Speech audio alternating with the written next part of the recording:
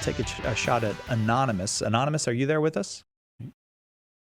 Yes. Hi, Anonymous. Your question for Jimmy.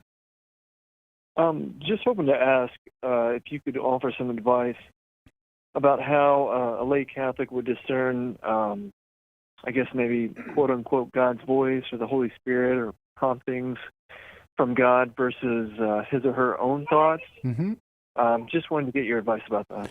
So I want to make sure I understand the kinds of promptings we're talking about. We're not talking about things like an audible voice or seeing a vision or anything like that. We're talking about little motions of thought that you have, like an impulse to do something one way or another. Like maybe there's a question you've been thinking about and maybe praying about, and you suddenly have an impulse, oh, I should do this in response to this. And you're trying to figure out, is that a little kind of nudge from God, or is it maybe just my imagination? Is that accurate? Is that the kind of thing we're talking about? I guess on two levels. Mostly, yes.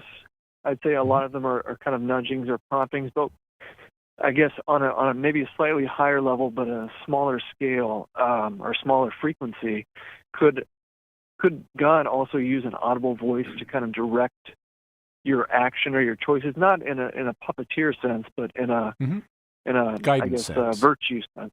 Yeah.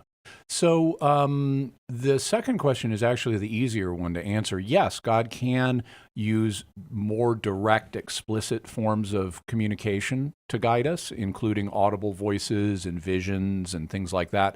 Those are what are referred to as private revelations. And the Church has a set of criteria that it uses to discern those. In fact, in February, I'm going to have an episode of Mysterious World specifically about how the Church evaluates private revelations like this. But those do tend to be less frequent than the little impulses that people have. When it comes to evaluating those impulses,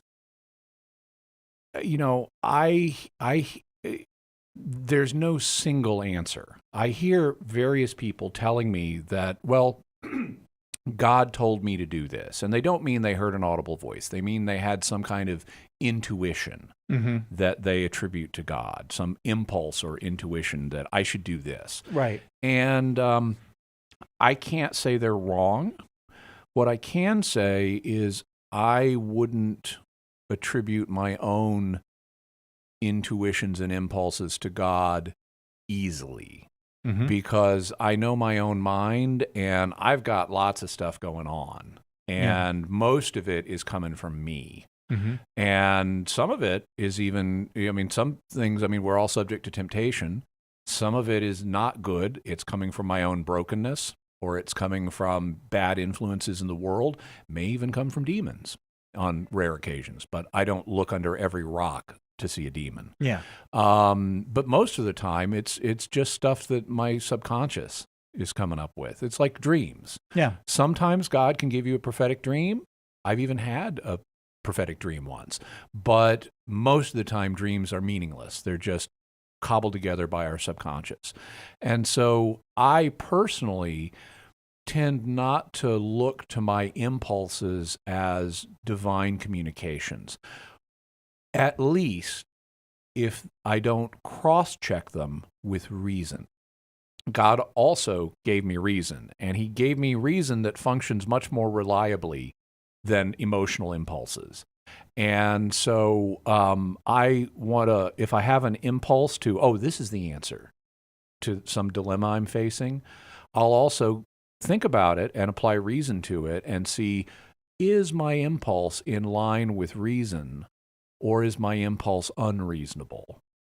And sometimes I'll find, oh, this is a reasonable impulse. I can act on that. It may or may not be from God directly, but it's reasonable, so I can act on it, as opposed to, oh no, that's not a reasonable impulse. I should not act on that. In which case I would say, I don't think it is from God, or sound otherwise. So it's hard to say. Some people have a kind of theological narrative that they provide for, this is what my impulses are telling me, and that's what God is telling me. personally, I'm more hesitant to directly attribute impulses to God directly, especially if I haven't cross-checked them by are they reasonable or not.